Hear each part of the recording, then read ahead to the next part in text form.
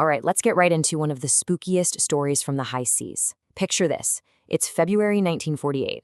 We're in the Strait of Malacca, which is basically a superhighway for ships. It's a tense post-war world, and out of the blue, on a totally normal day, a message starts crackling over the radio.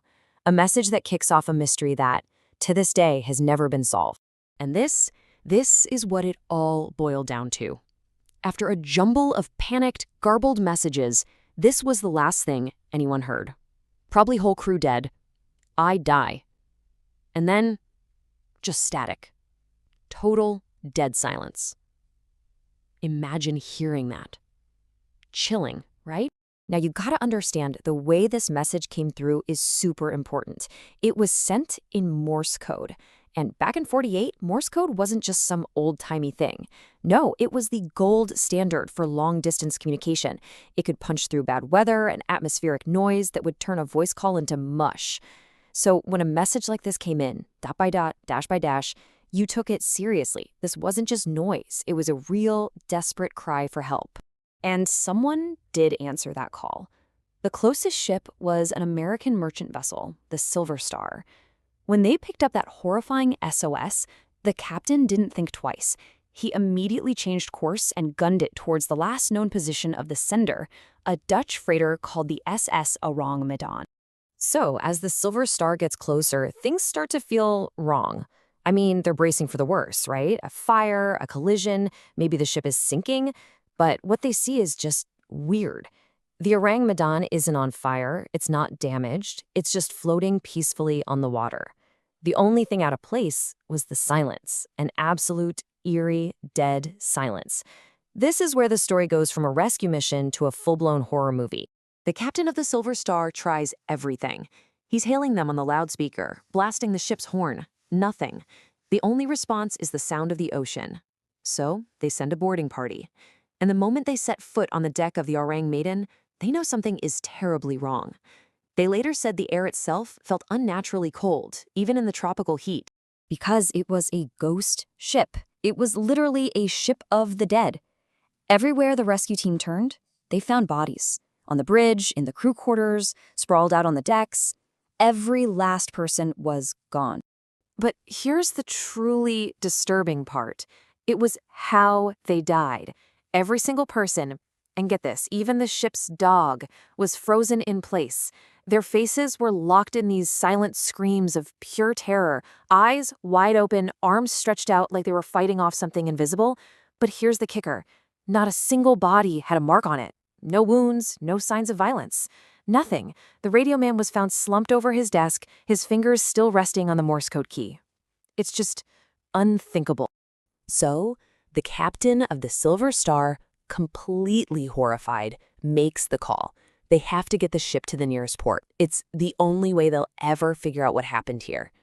So his crew gets to work, hooking up tow lines, ready to haul this floating tomb and all its secrets back to shore.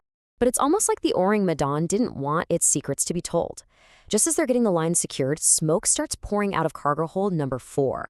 And it's not a small fire. It erupts. The boarding party has to scramble for their lives, literally hacking through the tow lines with axes to get away.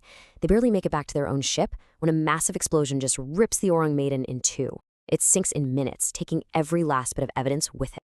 And poof, just like that, it was gone. The ship, the crew, the mysterious cargo, everything, at the bottom of the ocean.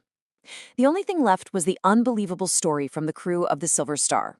So what in the world could have possibly happened? With no crime scene to investigate, the story left the world of facts and sailed straight into legend. You know, the first question people always ask is, was this ship even real?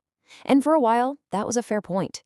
Skeptics love to point out that there's no official record of an SS Orang Medan in any of the major shipping registers, like Lloyd's. But you have to remember the time.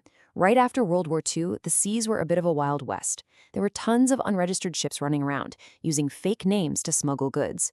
For a long time, the story was just that, a story, a spooky tale sailors would tell. But then, little breadcrumbs started to appear. In 1954, a Dutch newspaper ran an article about it. And they even found guys who claimed they've served on the ship and that, yeah, it was definitely used for smuggling. And then, this is wild. In 2003, the CIA declassifies a letter from 1958 from some informant laying out the whole incident. The government had known about this story for decades. All these little clues seem to point to one unavoidable conclusion. Whatever the Orang Medan was carrying, it was dangerous, it was secret, and it was never supposed to see the light of day. And over the years, two major theories have taken hold, trying to explain those terrified faces and that convenient, evidence-destroying explosion. Okay, so theory number one is the most straightforward, if you can call it that. The idea is that the ship was smuggling a nasty chemical cocktail. Let's say it had potassium cyanide. If seawater leaked into the hold, that cyanide would create a deadly gas, suffocating the crew in seconds. That would totally explain the terrified looks and the lack of injuries. And maybe, just maybe, it was also carrying something super unstable, like nitroglycerin, which would perfectly account for the fire and the boom that sent the ship to the bottom. But then there's the other theory, the darker one. The one that ties back to that CIA letter. What if the cargo wasn't just illegal, but military-grade secret? Some researchers believe the Orang Medan was on a black ops mission, maybe moving leftover biological weapons from Japan's infamous Unit 731. If a nerve agent from that program leaked, well, it would have been instant, silent death. That explains the unregistered ship, the absolute secrecy, and, yeah, even the explosion. It could have been a scuttling charge, planted on purpose to make sure that if anything went wrong, the evidence would be destroyed. So where does that leave us? With no wreck, no bodies, and no cargo, all we really have are theories. And honestly, that's why this story is so haunting. It's the perfect mystery. You've got the desperate SOS call, the gruesome discovery, and the final act where the evidence just conveniently blows itself up. You couldn't write it better if you tried. It's just one of those stories that reminds you, no matter how much we explore and map the world, the ocean is still a deeply mysterious place. It has a way of holding onto its secrets, and the Orang Medan is definitely one of its darkest. It's a puzzle with a piece that's just missing forever. So, what do you think happened out there? Was it a tragic case of smugglers who got in way over their heads with a volatile cargo? Or are we looking at something much more sinister? A top-secret military operation that was deliberately wiped off the map to protect its secrets. The truth, whatever it is, went down with the ship.